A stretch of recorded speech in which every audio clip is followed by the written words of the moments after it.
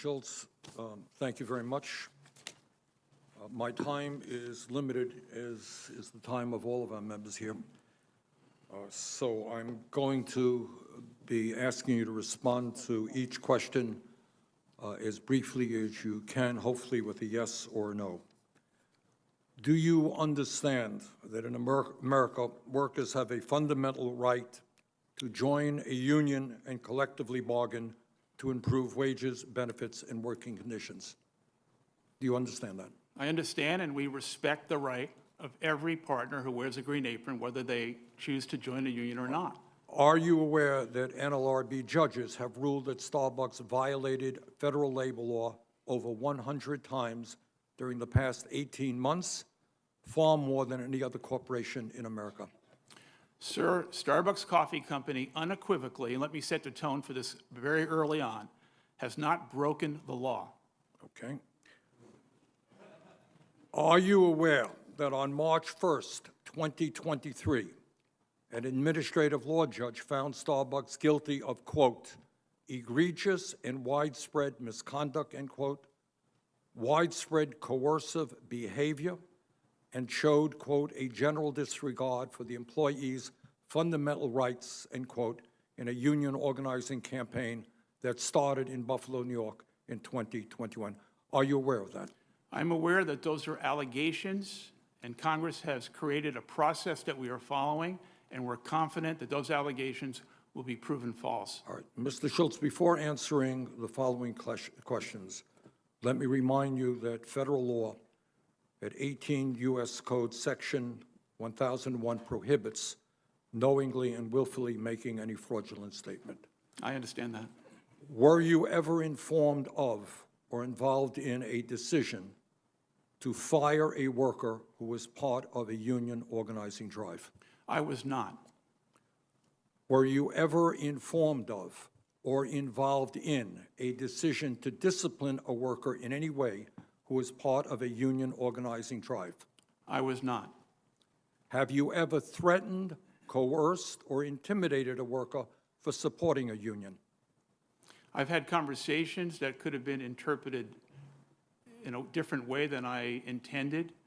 That's up to the person who received the information that I spoke to him about. Were you informed of or involved in the decision to withhold benefits from Starbucks workers in unionized stores, including higher pay and faster sick time accrual? My understanding, when we created the benefits in May, 1 month after I returned as CEO, my understanding was under the law, we did not have the unilateral right to provide those benefits to employees who were interested in joining a union. Am I hearing you say that you were involved in the decision to withhold benefits from Starbucks workers in unionized stores? Is that what I'm hearing? It was my understanding that we could not provide those benefits under the law. Mr. Silch, have you ever asked a Starbucks worker, quote, if you hate Starbucks so much, why don't you go work somewhere else? I'm glad you asked that question because I've read in the press that quote, and that's not exactly what I said. Can I tell the story? Do you mind? I have some other questions. I'm sorry. There are a lot of people. I think it's important to hear the facts. All right, you'll have your chance.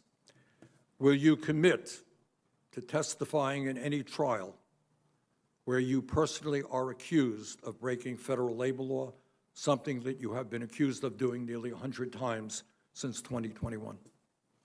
Mr. Chairman, let me say under oath, these are allegations and Starbucks has not broken the law. Okay. Mr. Schultz, were you informed of or involved in the decision to close all Buffalo area stores in November 2021, just days before area union elections, in order for Starbucks employees to listen to you give a speech on why they should vote against forming a union, a meeting the NLRB has determined was a violation of the law? I think this is another area that I hope I get a chance to speak about. For the last 12 months, my involvement, my engagement, and my return to Starbucks has been primarily, I would say 95%, focused on the operations of our business, the customer, domestically and around the world. My involvement and engagement in union activities, despite this event today, has been de minimis. I was not involved in any issue of closing stores.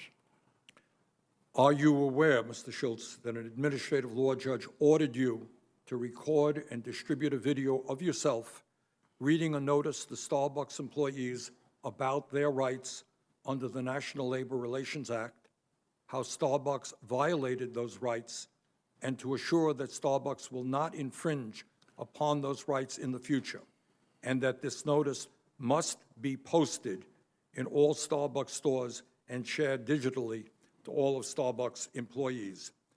Are you prepared to read that notice? No, I am not, because Starbucks Coffee Company did not break the law. Under your leadership, Starbucks has repeatedly refused to bargain with any of the 7,000 workers in nearly 300 stores where workers have voted to represent themselves through a union.